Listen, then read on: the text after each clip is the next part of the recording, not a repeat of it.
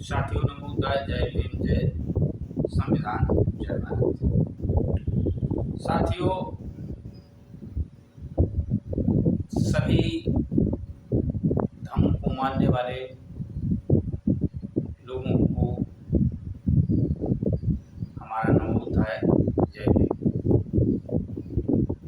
साथियों, धर्म एक ऐसा रास्ता है, एक ऐसा मार्ग है जहाँ समता मूलक समाज की स्थापना की जा सकती है। साथियों, और धर्म के रास्ते पर ही चल करके तमाम पाखंड, अंधविश्वास जो समाज में उत्पीड़न हो रहा है उसका अंत हो सकता है। साथियों, इसके अलावा और कोई ऐसा रास्ता नहीं जहाँ से साथियों उत्पीड़न बंद हो सके। साथियों,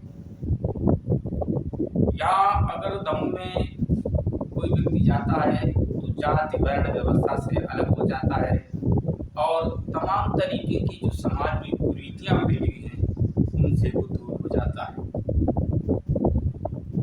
और उसका विकास होना निश्चित होता है। साथियों, हमारा समाज जो तमाम रूढ़िवादी परंपराओं में अपना पैसा व्यय करता है उसका पैसा बचत होता है और वो समाज में अपने बच्चों को अच्छी शिक्षा दिला पाता है और अपव्यय खर्च से बच जाता है। साथियों, धर्म को ध्यान में रखते हुए भारतीय संविधान का अगर हम तुलनात्मक अध्ययन करें तो धर्म की तमाम चीजें उसमें सम्मिलित हैं। स्वतंत्रता, समता, बंधुता, भाईचारा, धर्मनिरपेक्षता। साथियों, यहाँ न ऊंच नीच, न वर्ण व्यवस्था, न जात पात, किसी प्रकार का कोई भेदभाव नहीं है। मानव मानव एक समान है। ये धर्म का रास्ता है। साथियों, जिस प्रकार धर्म है कि तमाम नदियाँ अलग अलग स्थानों से आती हैं और वो नदियाँ समुद्र में मिल जाती हैं, उसी प्रकार धर्म का एक रास्ता है। साथियों, आओ सब मिलकर के हम लोग इस धर्म को आगे बढ़ाएं और समता मूलक समाज की स्थापना करें जहाँ पर भाईचारा और बंधुता का बोलबाला हो। साथियों, ये धर्म एक ऐसा है जहाँ न्याय संगत व्यवस्था है। साथियों, बुद्ध ने संदेश दिया था कि अपदीपो भव, अपने मालिक स्वयं बनो, आपका मालिक दूसरा कोई नहीं।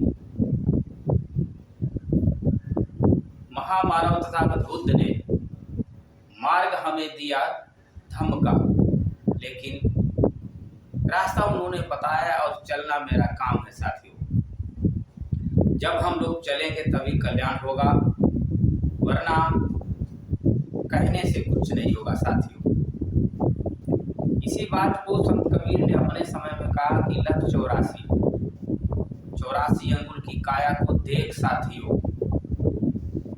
ये संसार। मोहम्मद साहब पैगंबर ने भी कहा कि कोई व्यक्ति पूजनीय नहीं है, कर्म ही सबसे बड़ा ऊंचा है।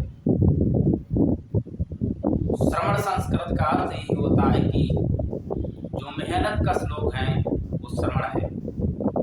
प्राचीन संस्कृत ये बता रही है, मोहनजोदड़ो की हड़प्पा की सभ्यता, कि हम श्रवण थे, श्रवण मेरी परंपरा थी।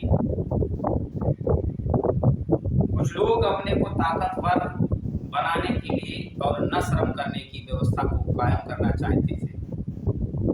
साथियों, हमारा हमें कहता है कि हम मेहनत करके खाएं और हमको आगे बढ़ना है, लेकिन किसी का उत्पीड़न करके नहीं।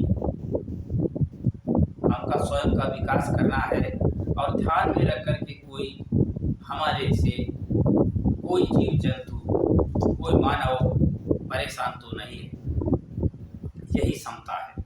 साथियों, सबको आगे बढ़ने के लिए रास्ता मिलना चाहिए और एक मनुष्य दूसरे मनुष्य को प्रताड़ित ना करे साथियों।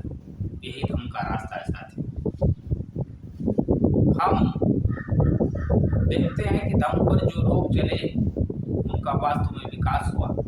जिन्होंने बाबा साहब के बताए मार्ग को चुना और बुद्ध के मार्ग को जिन लोगों ने चुना, वास्तव में वो परिवार शिक्षित हो गए और उनका विकास हो गया। एक बार आकर के इस धम्म को गले लगाओ और इस पर चलो, देखो वास्तव में ये धम्म कितना अच्छा रास्ता है जो बुद्ध ने बताया साथियों। इसीलिए डॉक्टर अम्बेडकर ने के 3 गुरु हैं। राजनीतिक गुरु ज्योतिबा फूले, धार्मिक गुरु जो हैं वो तथागत बुद्ध हैं, और संत कबीर ज्ञान के उनके गुरु हैं साथियों।